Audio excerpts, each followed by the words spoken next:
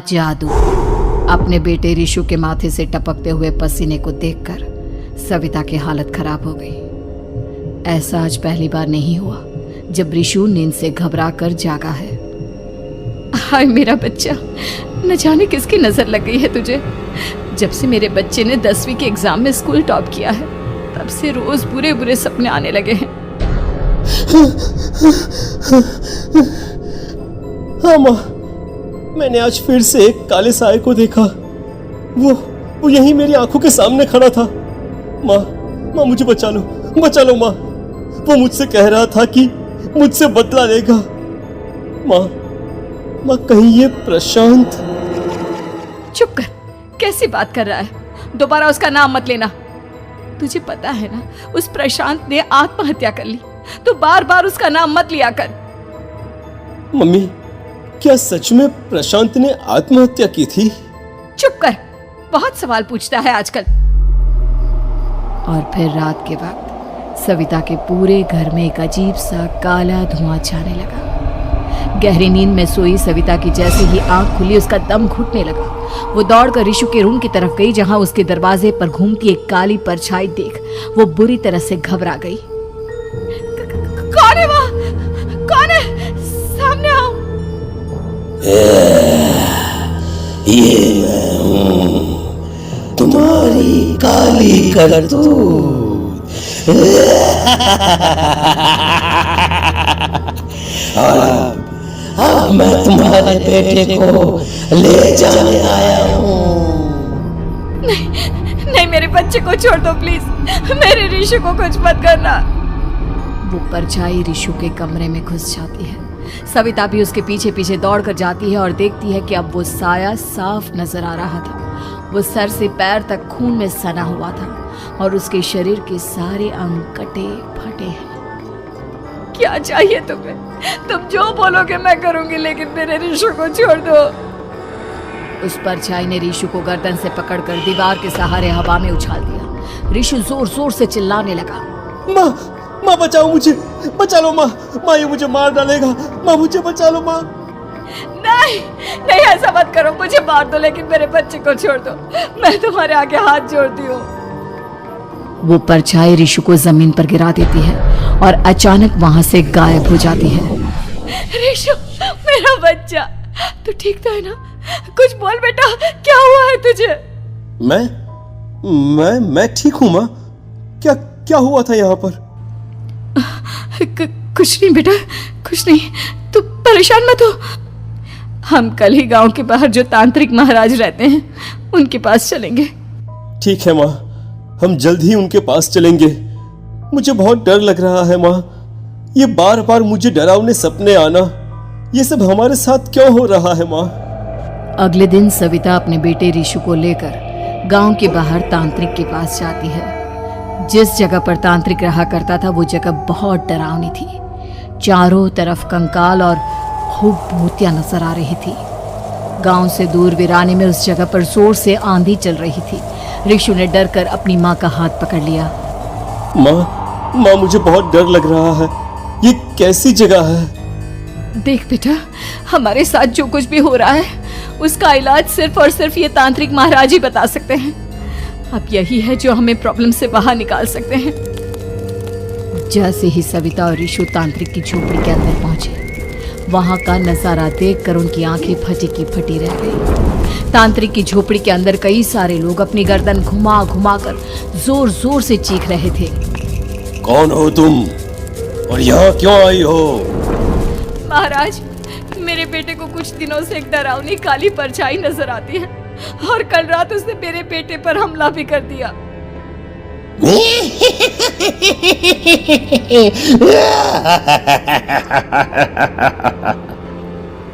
Mummy हमें यहाँ से चलना चाहिए। ये जगह मुझे ठीक नहीं लगती। नहीं बेटा, ऐसा नहीं कहते। रुक जाओ, 2 मिनट के लिए रुक जाओ। क्या कहा? काली परछाई? तुम्हारे बेटे पर किसी काली परछाई ने हमला किया? हाँ महाराज, वो कह रही थी कि वो मेरे बेटे को कुछ कर देगी। कोई उपाय बताइए महाराज, मेरे बेटे के साथ कुछ गलत नहीं होना चाहिए। तुमने किसी दूसरे के साथ गलत किया है। तो तुम्हारे साथ भी गलत होकर ही रहेगा। तुमने किसी की जान ली है, किसी को मार डाला है तुमने। नहीं महाराज, मैंने ऐसा कुछ नहीं किया। मैंने किसी की जान नहीं ली। मुझे कोई उपाय बताइए। लगता है तुम इतनी आसानी से नहीं मानोगी। मैं तुम्हें अभी उस काली परछाई से मिलवा देता हूँ और वही सारा सच तुम्हारे सामने लेकर आएगा। सविता और ऋषु ने डर के मारे अपनी आंखें बंद कर ली। तभी अचानक तांत्रिक की झोपड़ी में अजीबोगरीब आवाजें गूंजने लगी। सविता और ऋषु बुरी तरह से कांप रहे थे। आंखें खोलो और अपने सामने देखो। क्या यही है वो जिससे तुम कल रात को मिली थी? बताओ मुझे। हाँ, इसने कल रात मेरे बेटे के ऊपर हमला किया था। ये उसी लड़के की भटकती हुई आत्मा है जिसे कुछ दिन पहले तुमने मार डाला था। मम्मी, ये महाराज क्या कह रहे हैं? क्या सच में आपने किसी की जान ली है, किसी को मार डाला है? अगर हाँ तो बताइए ना मम्मी, किसको मारा है आपने? किसको? तुम्हारी माँ इतनी आसानी से सच नहीं बताएगी बेटा। इसने एक बच्चे की जान ली है। कहीं उसका नाम प्रशांत तो नहीं महाराज? वो मेरा दोस्त है, मेरा मतलब मेरा पड़ोसी है। सही पहचाना। देखा सविता, तुम्हारा खुद का बेटा भी जानता है कि तुमने किसी के प्राणों की बलि चढ़ा दी और इसीलिए अब उसकी बुरी आत्मा तुम्हारे घर में भटकती है। मुझे माफ कर दीजिए महाराज, मुझसे बहुत बड़ी गलती हो गई। प्रशांत हमारे पड़ोसी का बेटा था। हर बार उसके नंबर मेरे बेटे से ज्यादा आते थे और इसलिए मैंने उसके कमरे के बाहर काला जादू किया था, पर मुझे नहीं पता था कि वो मर जाएगा।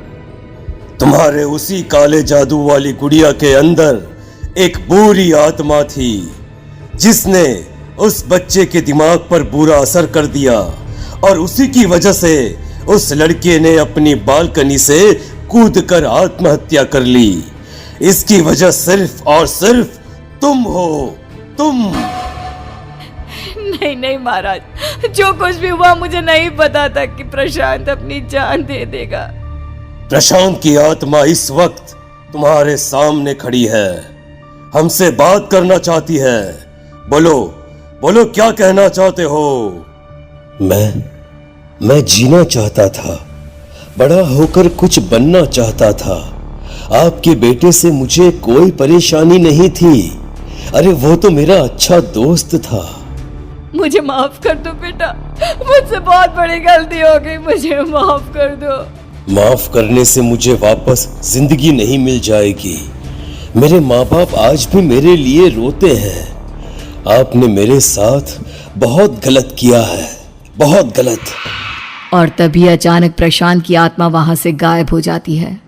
सविता जोर जोर से रोने लगती है। सुन लिया तुमने?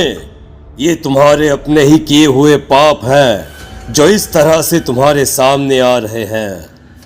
माँ, ये आपने अच्छा नहीं किया। सिर्फ 10th बोर्ड के एग्जाम में मैं टॉप कर पाऊं, इसलिए आपने मेरे दोस्त के ऊपर काला जादू कर दिया।